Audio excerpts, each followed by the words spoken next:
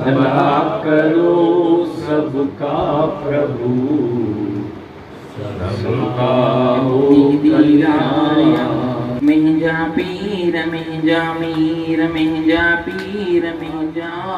क्या मेरा है तुझे दुनिया की दौलत से, तुझे दुनिया की दौलत से रिझाया जा नहीं सकेता। और कभी कभी ऐसा व्यवहार करने के बाद शास्त्र हमारे मन में ये चाहत रहती है, जिससे हमने भला किया है, जिससे हमने क्षमा की है, जिसको इतना हमने सत्कार दिया है, इतना प्यार दिया है, वहां से वो वापस नहीं आता और वो इंसान उसी गत से चाहता है, इसी से मेरे को चाहिए, लेकिन वो वापस नहीं आता उसी गत से, उस शरीर से, उस चेतना से, उस आत्मा से नहीं आता।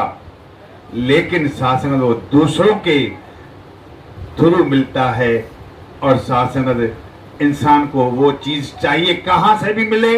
ये शासन जब ये समझ आ जाएगी मेरे को इस गट से नहीं मिला, कोई फर्क नहीं, दूसरे गट से मुझे प्यार मिल रहा है, ये शासन जब ये अवस्था बन जाएगी गुरसिक की, तो शासन इंसान का, गुरसिक का जीवन बहुत ही शांत स्तर और शासन सुख वाले जीवन उसका शासन गुजरता जाएगा।